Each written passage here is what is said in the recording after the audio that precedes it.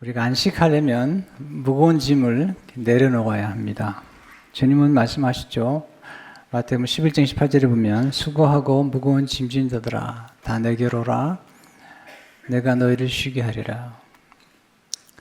우리 각자에게는 무거운 짐이 있죠. 오늘 먼저 우리 각 사람이 생각하는 무거운 짐이 뭔지를 먼저 생각해 봐야 되겠죠. 사람마다 다르고요. 또 인생의 계절마다 무거운 짐이 좀 다릅니다. 또 하나는 주님이 내게로 가져오라. 무거운 짐을 우리가 맡길 만한 분이 누군지, 예수님이 어떤 분이기 때문에 우리의 무거운 짐을 달라고 그러신지. 여러분, 안식은 내려놓음이죠. 무거운 짐을 예수님께 내려놓을 때 안식할 수가 있습니다.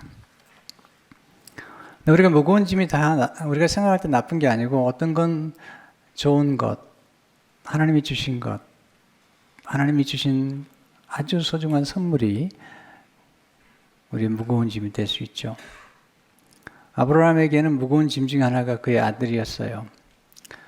백선아돼서 낳은 아들이에요. 그 아들을 하나님이 보시니까 아브라함에게 무거운 짐이 된 거죠. 오늘부터 이삭을 너무 사랑하다 보니까 집착하게 되고요. 그리고 근심하게 되고요. 그리고 이것만큼은 절대로 잃어버려서는 안 되는데 난 두려움 속에 살고 있는 아브라함을 보시고 하나님께서 아브라함에게 내게 있는 무거운 짐 좀 내려놓으면 좋겠다.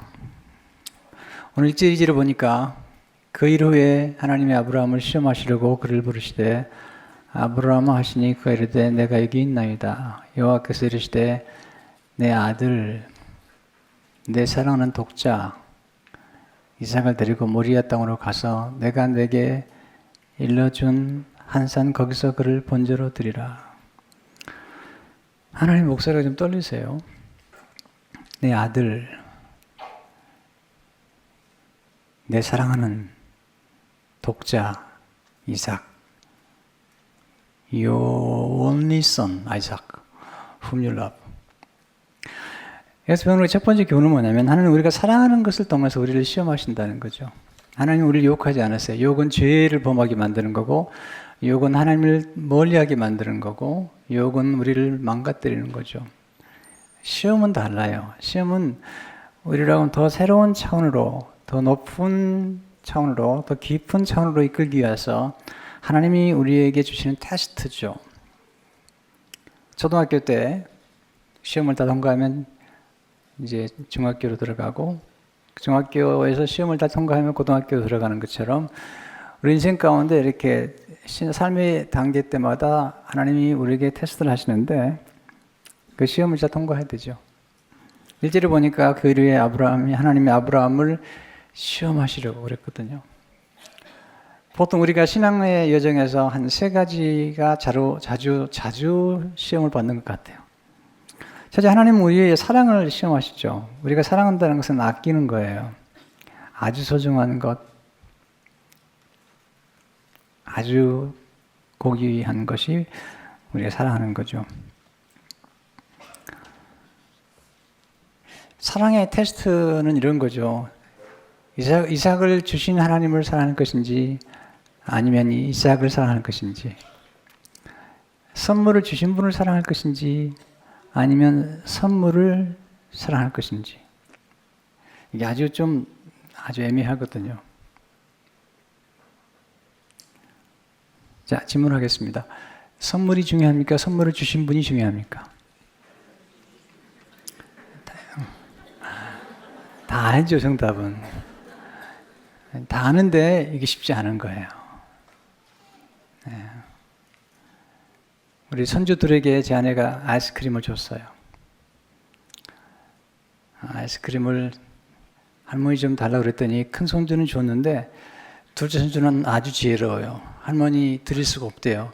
왜냐하면 점이 묻어있기 때문에 할머니가 잘못하면 자기에게 좋지 않은 게 네. 아이스크림이 중요해요? 아이스크림을 주는 할머니가 중요해요?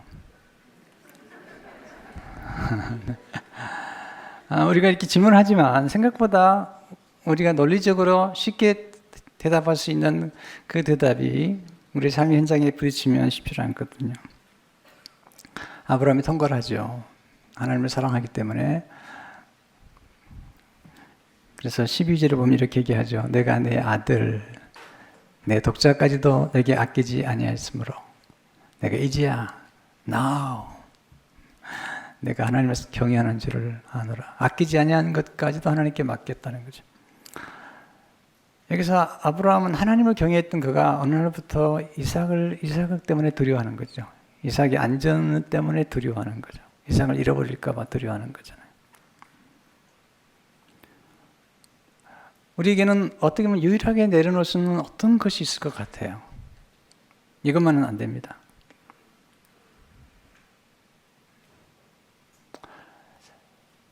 사라한테 만약에 하나님께서 찾아오셔서 이렇게 물으셨으면 어떨까요? 이삭 바쳐라.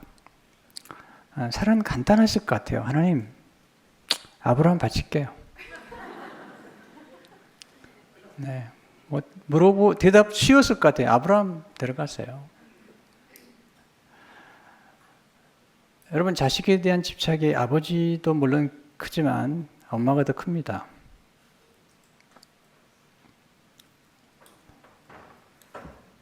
저는 궁금해요. 하나님께서요, 이삭을 바치라고 말씀하실 때, 아브라함이 사라에게 물어봤을까? 저는요, 이제 나이가 들어가면서 배운 게 있어요. 그 뭐냐면, 절대로 물어보지 않았을 것 같아요.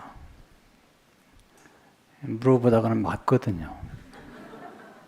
네. 약간 70만 넘어가도 아내가 어디 나갈 때 물어보는 게 아니래요. 어디가 가는 거냐고. 또 언제 돌아올 거냐고. 그런 거 물어보면 안 된대요. 네, 한 80, 90 넘으면 이제 눈만 떠도 맞는데요. 눈 감고 있어야지.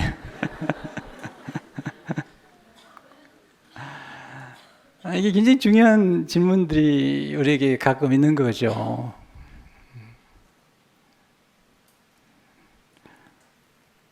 왜 사랑하는 게 우리에게 이렇게 무거운 짐이 될 수 있냐면 사랑하는 것을 집착하기 때문이죠.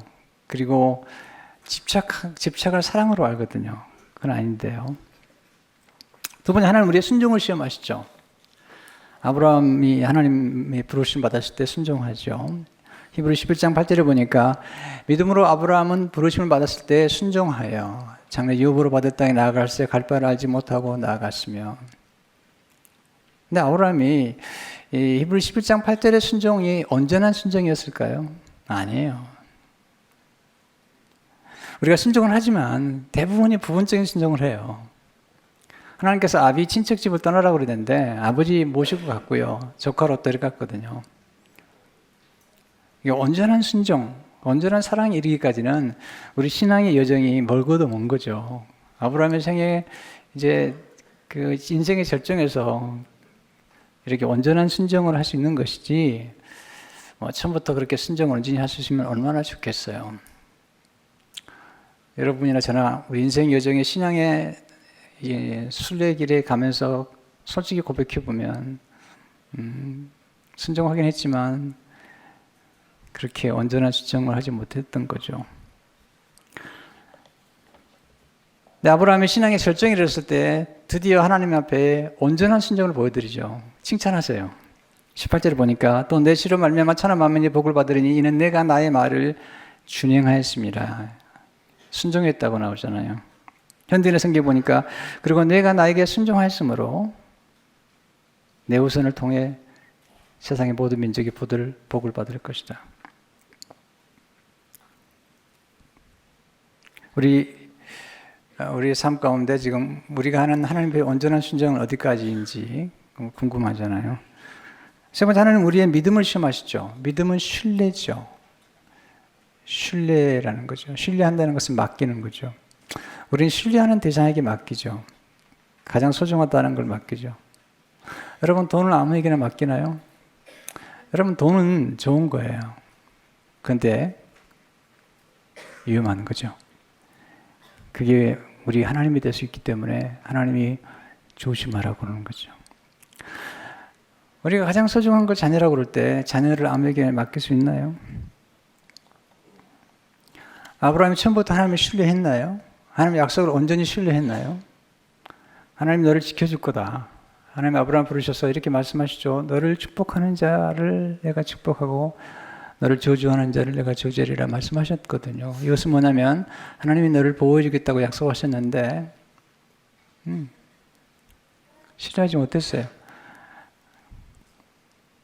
기근이 들어서 애굽에 내려갔을 때 그런 거짓말하죠. 그래서 사라에게 부탁하죠. 아내 내 누이라고 하자고 2번이나 그렇게 속이죠. 하나님을 온전히 신뢰하지 못했어요. 하나님께서 말씀하셨거든요. 아들 주겠다고 그랬는데 하나님 신뢰하지 못했어요. 그래서 하나님 조카 롯을 내가 후사로 삼겠습니다라고 마음을 품었던 거죠. 하나님 노 했어요. 그랬더니 이번에는 엘리에셀이 어떻습니까? 노 하나님이. 그랬더니 이제 이스마엘을 하갈을 통해서 또 만들어내잖아요. 하나님 약속을 완전히 신뢰하지 못했던 거죠. 아브라함이 믿음의 사람이 아니라 하나님이 그의 삶 속에 믿음을 넣어주는 거죠. 이렇게. 우리의 믿음이 없는데 하나님이 우리가 믿음을 갖도록 자꾸 도와주시고 설득하시는 거예요. 근데 창세기 22장에 보면 아브라함의 믿음이 많이 성장한 거죠. 신뢰할 만하죠. 아들을 맡길 만큼 신뢰할 만하죠. 근데 아들을 맡기면서도 이상한 기대를 가지고 있어요. 하나님 앞에 분명히 드리려고 하지만 하나님이 다시 돌려줄 수도 있다는 어떤 막연한 기대가 있는 거죠. 그게 이 5절에 보면 나오죠. 이 아브라함이 종들에게 이르되 너희는 나귀와 함께 여기서 기다리라. 내가 아이와 함께 저기 가서 예비하고 그리고요 놀라운 일이에요. 우리가 너에게로 돌아오리라 하고 이삭을 바치면 혼자 와야죠. I will come back to you 그렇게 얘기해야 되잖아요. 근데 사원들에게 We will come back to you 우리가 너에게 돌아오리라 얘기하잖아요. 이삭이 아버지한테 묻죠. 아버지 불도 있고 나무도 있는데 어린 양은 어디 있습니까?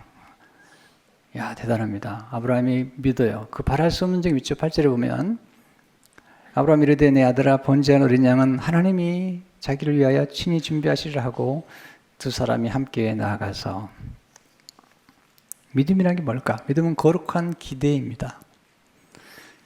믿음은 기대할 수 없는 상황에서도 하나님을 기대하는 것입니다.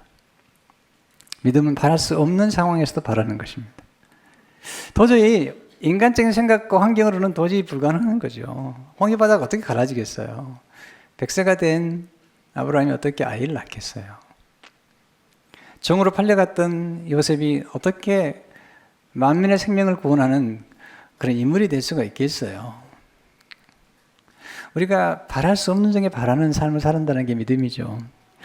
로마 4장 18절 21절을 보게 되면 아브라함이 바랄 수 없는 중에 바라고 믿었으니 이는 내 후손이 이 같으리 하신 말씀대로 많은 민족의 조상이 되게 하려 하심이라. 그가 백성화되어 자기 몸이 죽은 것 같고 사라의 태가 죽은 것 같으면 알고도 믿음이 약해지지 아니하고 믿음이 없어 하나님 약속 의심하지 않고 믿음으로 견고해져서 하나님께 영광을 돌리며 약속하신 그것을 또한 능히 이루실 줄을 확신하였으니.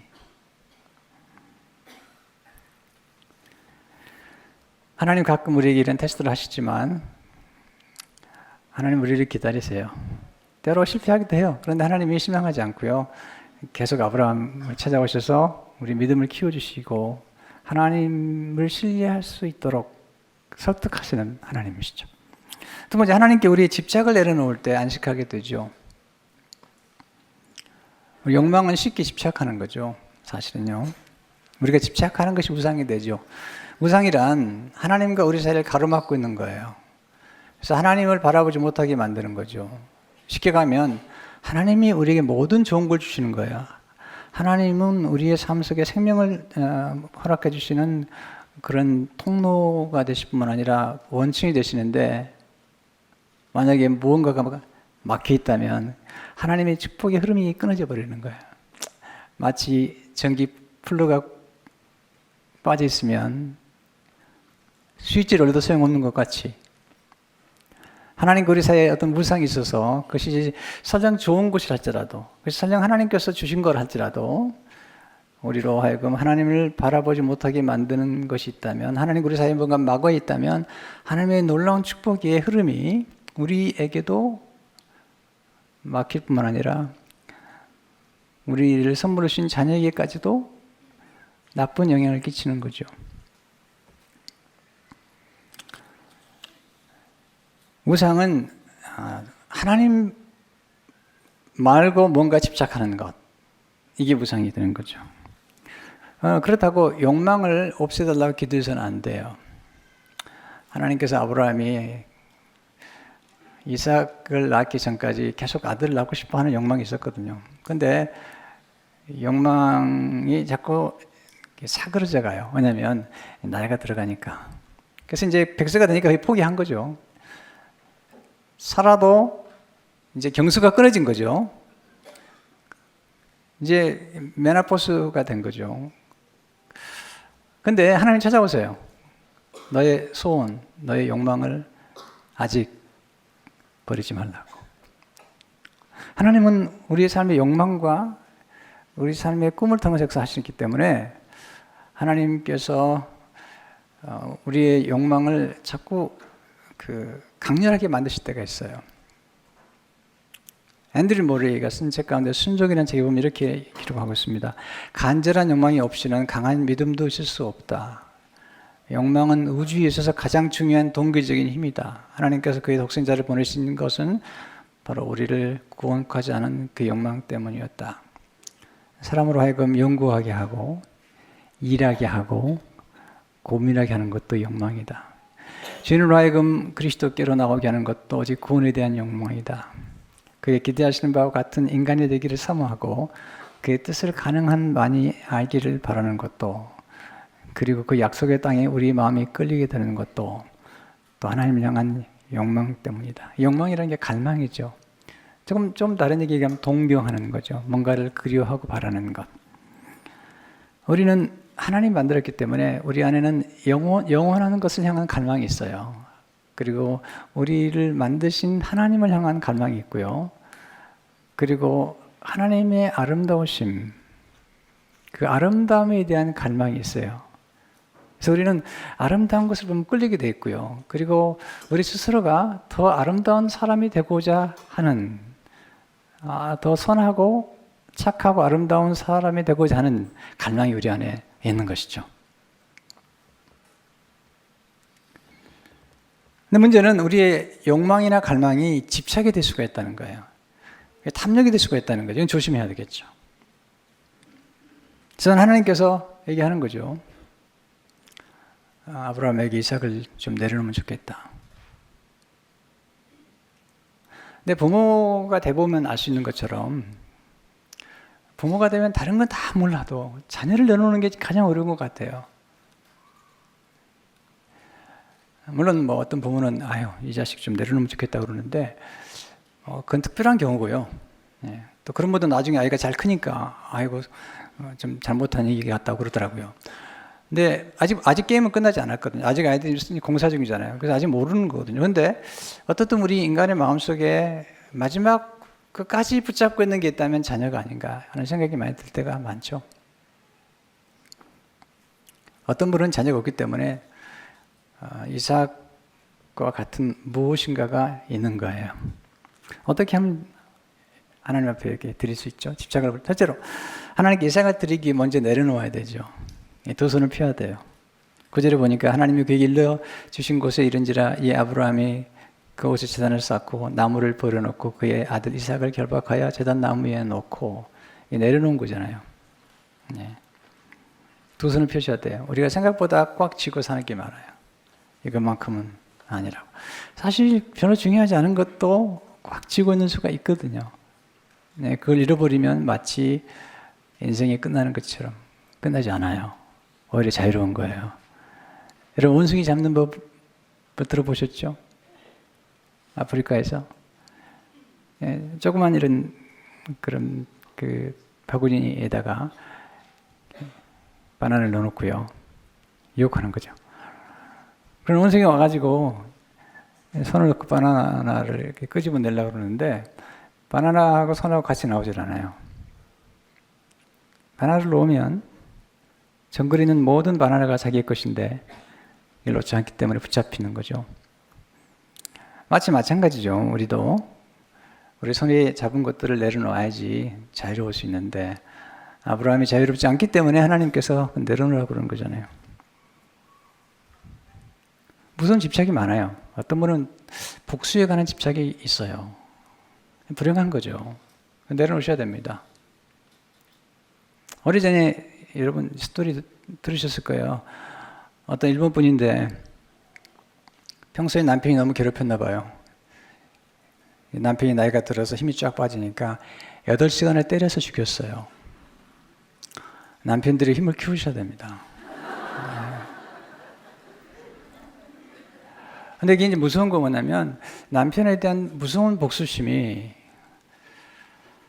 평생 동안 그 여인의 가슴속에 있었다는 것은 참 불행한 거라는 생각이 드는 거죠. 풍성한 삶을 살 수 있음에도 불구하고 그런 복수에 관한 마음들이 있다는 건 참 슬픈 일이잖아요.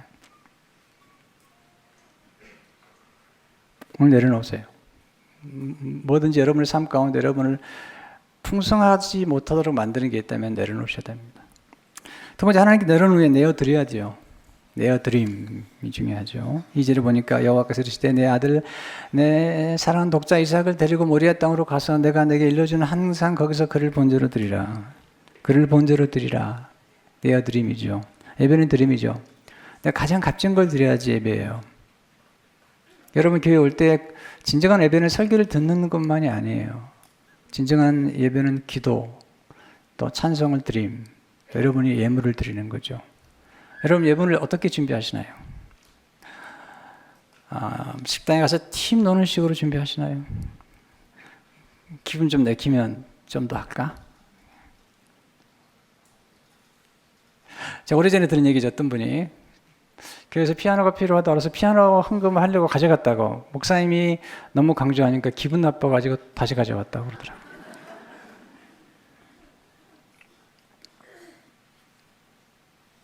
아브라함은 일평생 동안 하나님 예배했던 사람이죠. 어린 양을 바치는 게 쉽지 않아요. 어린 양이 싸지 않고요. 또 소를 바치는 것도 싸지 않아요. 하나님 예배 드리러 온 사람은 가장 값진 것, 가장 소중한 것을 가지고 오셔야 돼요.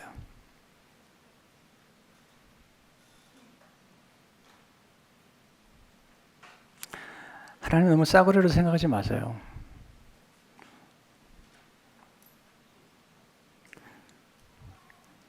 오늘 하나님께서 아브라함에게 말씀하시죠. 가장 아끼는 것, 가장 유일한 것, 그리고 내가 사랑하는 것, 그걸 하나님께 바치라고 말씀하시죠. 세 번째, 하나님께 내어드린 후에 하나님께 내어 맡기는 거죠. 이야기를 하고 싶은 거예요. 하나님이 뭐가 필요하겠어요? 하나님이 우리가 물질을 드린데 하나님이 뭐가 필요하시겠어요? 정말 하나님 정말 모든 걸 다 가지신 분이잖아요. 하나님이 말씀하는 거죠. 제가 이 말씀 묵상하면서 세 가지 과정을 생각했죠. 먼저 내려놓음이 필요하고요. 그 다음에 내어드림, 그리고 내어맡김이죠. 맡기는 거죠. 우리 신앙은 내려놓으면서 내어드림으로, 내어드리면서 맡김의 과정을 거치면서 성숙해 갑니다. 중요한 건 우리가 맡길 때 우리가 맡길 만한 분이 누구시냐는 거예요. 맡길 만한 분이 누군가를 알아야지 맡기는 거죠. 시편 50편 22절 보면 내 짐을 여호와께 맡기라. 그가 나를 붙드시고 의인의 요동함을 영원히 허락하지 아니하시리라. 이렇게 말씀하시라. 내 짐을 내 남편에게 맡기라. 내 아내에게 맡기라. 이렇게 말씀하지 않으셨어요. 사람에게 짐 맡기지 마세요. 왜냐하면 그 사람이 지금 지고 가는 짐도 너무 무겁기 때문에. 결혼한 부모들이요, 부탁드려요. 여러분 남편과 아내가요, 여러분 모든 무거운 짐을 대신 져줄 거라는 생각하지 마세요. 왜냐하면 서로 각자가 지고 가야 될 짐이 꽤 많기 때문이에요. 여호와께 맡기라고 말씀하시잖아요. 시편 35절 보니까 내 길을 여호와께 맡기라. 그러지 않으면 그가 이루시고. 여러분, 맡기면 우리 손에 아무것도 없죠. 아브라함 이삭을 맡겨서 하나님 앞에 맡겼더니 이삭은 이제 아브라함은 자유로운 거죠. 왜냐하면 하나님께 맡겼으니까.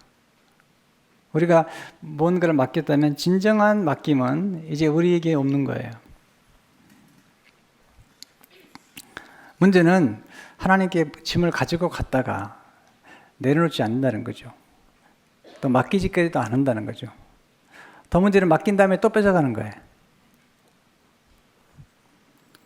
인생의 원리를 하나 알려드릴게요. 맡은 사람이 책임을 지는 거예요. 누가 맡고 있죠? 그 사람이 책임을 지는 거예요. 하나님께 맡기면 하나님이 책임을 져주세요. 뭘래요? 우리 자녀를 하나님께 맡기면 하나님이 책임주세요. 하나님의 손에 맡긴 것이 가장 안전해요. 그리고 옛날 목욕탕 주인이 했던 말을 기억하세요. 맡기지 않은 물건은 책임지지 않습니다. 굉장히 중요한 원리를 그 목욕탕 주인께서 우리에게 남겨주신 교훈이에요. 토저가 하나님 추구함이라는 책에서 이렇게 얘기합니다. 우리는 우리의 보배의 안전에 대해 염려하기 때문에 우리의 보배를 주님께 드리기를 지체한다. 특히 우리 보배가 사랑하는 친척이나 친구들일 때 더욱 그렇다. 그러나 우리는 그러한 염려를 할 필요가 없다. 우리 주님은 멸하러 오신 것이 아니라 구원하러 오셨기 때문이다. 우리가 주님께 드린 모든 것은 안전하고 그렇게 드려지지 않은 모든 것은 실제로 안전하지 못하다. 여러분, 하나님이 우리가 하나님께 맡기고 드리면 얼마나 큰 걸 주시겠어요. 하나님이 얼마나 부유하신데요. 그래서 우리가 세 번째 배우는 교훈이 있죠. 하나님 우리의 빈손에 놀라운 복으로 가득 채워주신다는 거예요. 이삭을 바쳤더니 빈손에다가 하나님이 놀라운 복을 주시는데 비움이 있어야지 체험이 있는 거죠. 그 다음에 비운다 하면은 하나님이 주신 것들을 반드시 받아들여야 돼요. 이게 중요한 거예요. 어떤 분은 맡기기만 하고 드리기만 하는데 이 마지막 단계도 순종해야 돼요. 하나님이 주신 것들을 받아야 돼요. 어떤 분은 드리기만 하고요. 늘 이렇게 하면 내가 드린 것만 생각하고 그리고 희생만 생각하는데 그렇지 않아요. 신앙이라는 간단한 거죠. 비움과 체험의 균형을 이루어야 돼요. 아브라함이 이삭을 드렸더니 첫째로 하나님 우리가 드린 것을 다시 돌려주세요. 이삭을 바쳤더니 이삭을 다시 돌려주세요. 히브리 11장 19절에 보니까 그를 죽은 자 가운데서 도로 받은 것이니라. 근데 그냥 돌리지 않아요. 더 많은 것을 더해 주세요. 하나님이 돌려주실 때는 좋은 것들을 더해 돌려주시죠. 16절 18절 보세요. 이르시되 여호와께서 이르시기를 내가 나를 가리켜 맹세하노니 내가 이같이 행하여 내 아들 내 독자도 아끼지 아니하신즉 내가 내게 큰 복을 주고 내 씨가 크게 번성하여 하늘의 별과 같고 바닷가의 모래와 같게 하리니 내 씨가 그 대적의 성문을 차지하리라. 아브라함이 신정하니까 이삭도 복을 받죠. 또 내 씨로 말미암아 천하 만민이 복을 받으리니 이는 내가 나의 말을 준행하였음이라 하셨다 하니라. 부모가 순종했더니 아들이 엄청 복을 받은 거죠. 두 번째로 하나님 최상의 것을 선물로 주시죠. 더 좋은 걸 주시는데 그게 12절에 13절에 나오죠. 사자가 이르시되 이 아이에게 내 손을 대지 말라. 그게 아무 일도 하지 말라. 내가 내 아들 내 독자까지도 내게 아끼지 아니하였으니 내가 이제야 내가 하나님을 경외하는 줄을 아노라. 아브라함의 눈을 들어 살펴본즉 한 순양이 뒤에 있는데 뿔이 수풀에 걸려 있는지라. 아브라함이 가서 그 순양을 가져다가 아들을 대신하여 번제로 드렸더라. 보세요. 참 신비로운 거죠. 아브라함이 이삭을 바쳤더니 순양이 보여요. 그 모리아산에 올라갔을 때 이미 순양은 거기 있었어요. 하나님이 준비해 놓으신 거예요. 근데 이삭을 바치기까지 안 보여요. 우리가 가장 소중하다고 생각하는 것을 내려놓기 전까지는 더 좋은 게 보이지 않아요. 하나님께서 아브라함과 이제 롯을 지켜보시는 거죠. 아브라함이 롯에 집착하는 거예요. 나중에 롯이 떠나가죠. 그리고 롯이 아주 좋은 땅을 선택해서 가죠. 두 손을 펴니다. 하나님께서 그 순간 찾아오세요.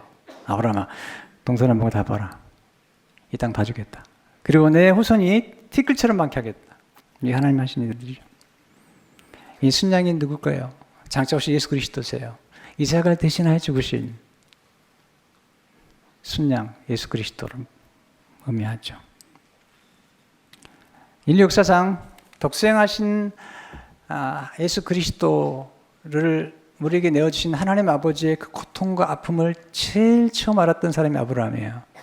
독생자 예수 그리스도를 내어주신 하나님 아버지의 마음을 제일 먼저 알았던 사람이 아브라함이에요. 그래서 아브라함을 하나님께 친구로 삼으셨어요.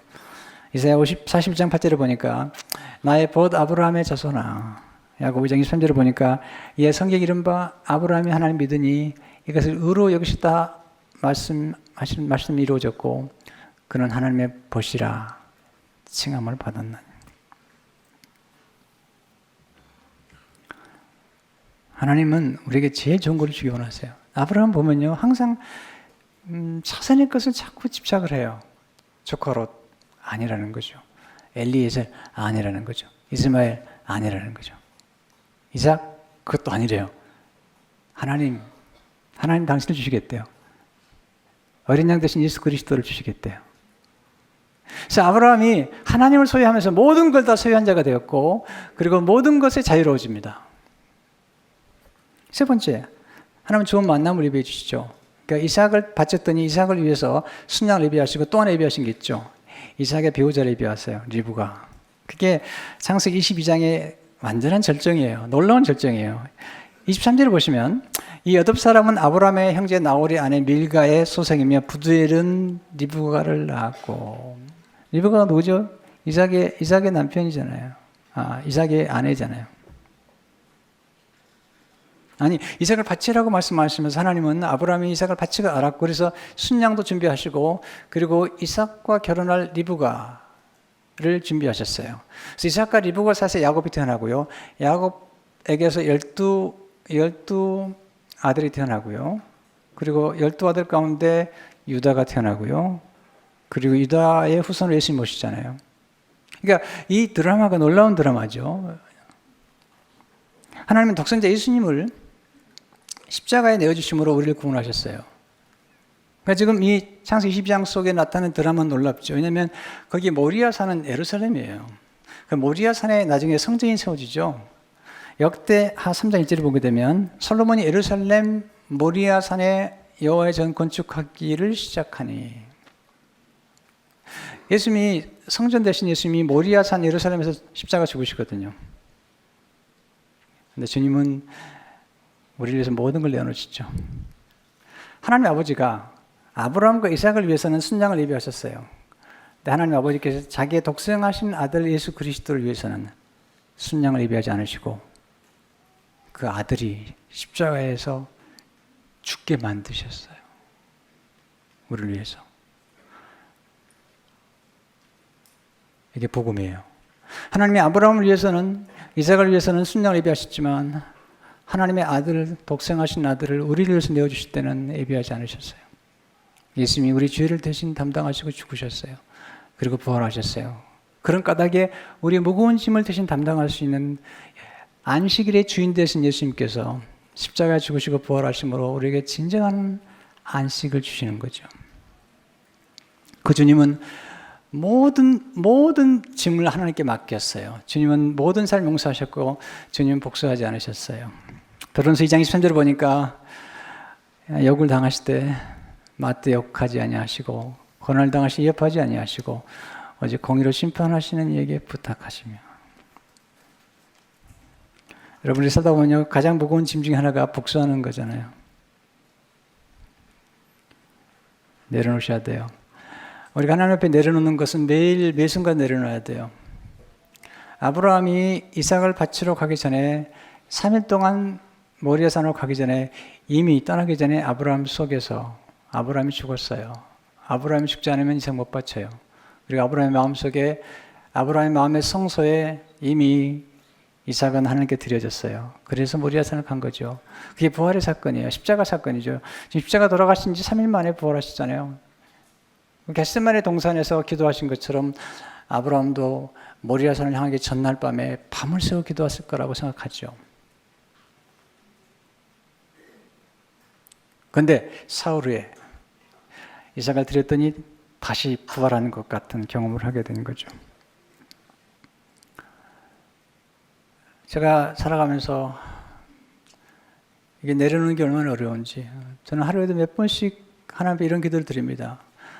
God, I surrender my life to you. 하나님, 내가 내 자신을 맡깁니다. I surrender my life to you.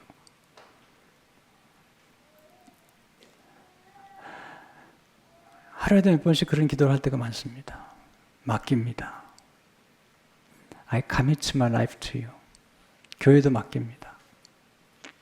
그렇지 않으면 내 스스로가 무거운 짐을 감당할 수 없는 거죠. 목회라는 게 얼마나 무거운 짐인데요. 네, 건축도 얼마나 무거운 짐인데요. 그런데 하나님께 맡기죠. 그래서 이렇게 목회하는 거예요. 그리고 하나님이 하시는 걸 보는 거죠. 몇 주 전에도 창원에서 어떤 분이 건축물을 보내주셨어요. 우리가 하는 게 아니에요. 지난 주간에도 두 목회자가, 어떤 목사님이, 한 전사님이 건축원금을 우편으로 보내오셨어요. 우리가 하는 게 아니에요. 하나님이 하시는 거예요. 하나님 하시는 거예요. 내려놓으면 반복해야 돼요. 그래서 존이 레미 이렇게 얘기했죠. 내려놓는 과정은 끝이 없다. 내려놓을수록 축복은 더해가고 커져갈 뿐이다. 자신의 영광이 아닌 하나님의 영광을 위해서 내려놓으라. 부유해지거나 유명해지면 하나님 멀리하는 사람도 있지만 하나님 우리가 언제나 그분만 의지하기를 바라신다. 우리가 언제나 그분만을 우리 힘으로 삼기를 원하신다. 우리가 언제나 하나님만을 우리의 자원으로 삼기를 원하신다. 여러분, 왜 부자가 천국 가는 게 어려운지 아세요? 돈이 많아지면 돈을 의지하게 돼요.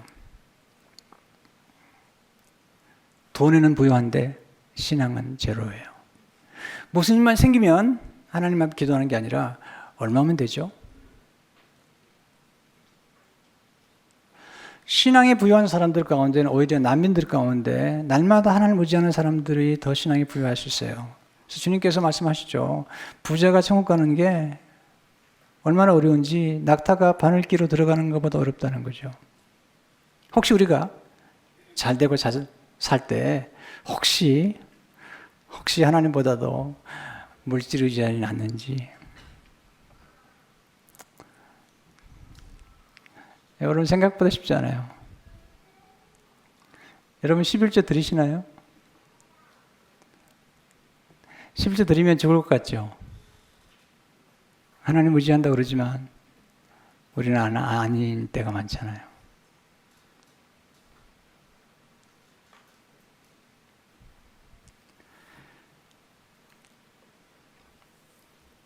교회도 마찬가지예요. 하나님 의지해야 되는데 교회가 커지고 돈이 많아지면 무슨 일만 생기면 물어보죠. 얼마만 해결하냐고. 그 얘기 들어보셨어요? 하루는 주일학교 갔더니 여리고성이 무너진 얘기를 하더라는 거예요. 그랬더니 그렇게 얘기하더래요. 여리고성이 무너졌다니까 큰 교회 장로님 한 분이 그거 얼마면 다시 세울 수 있냐고.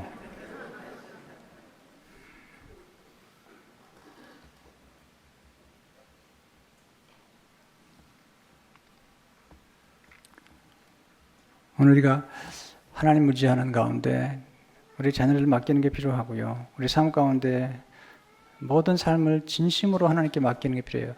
우리는 하나님 더 깊이 알 필요가 있어요.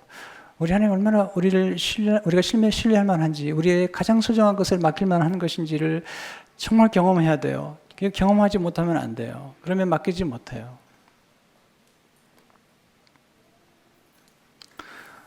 이제 헌금 시간인데요.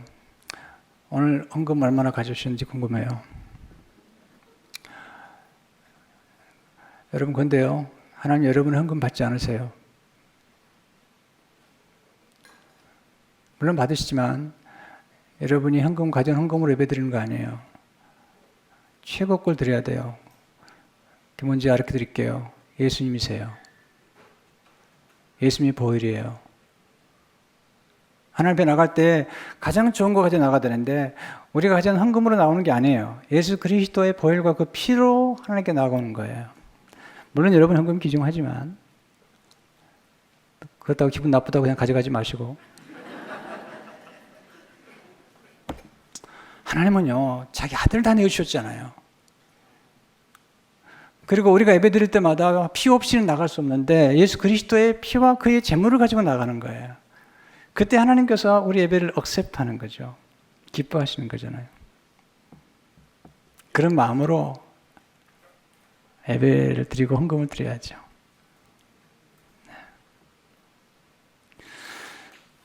두 손을 펴시면요, 이 편선 위에 하나님이 축복을 주시는데 이것을 받아들이는 것도 믿음이에요. 오늘 다 두 손 펴셔야 돼요. 맡기세요. 어떤 분은 예배 드릴 때 맡기고 갈 때 다시 달래요. 하나님을 욕되게 하는 거예요. 하나님 앞에 맡겼으면 하나님을 신뢰해야죠. 왜냐하면 하나님이 믿을 만한 분이니까요. 씨앗을 심으셨나요? 땅에게 맡기세요. 너무 자주 가서 열어보면 씨가 죽어요.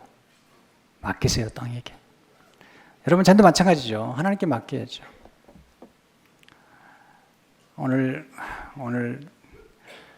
하나님 앞에 나가실 텐데요.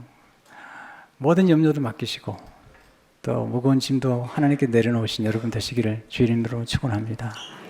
하나님 아버지 감사합니다. 오늘 주의 말씀 우리를 권면해 주셨는데 이 말씀이 우리의 삶 가운데 축복이 되게 하시며 우리의 무거운 짐, 하나님이 우리에게 주신 것들, 소중한 것을 우리의 무거운 짐으로 만들지 않도록 날마다 하나님께 내어드리고 맡김으로 더 놀라운 축복을 받는 우리 모두가 되게 해 주옵소서.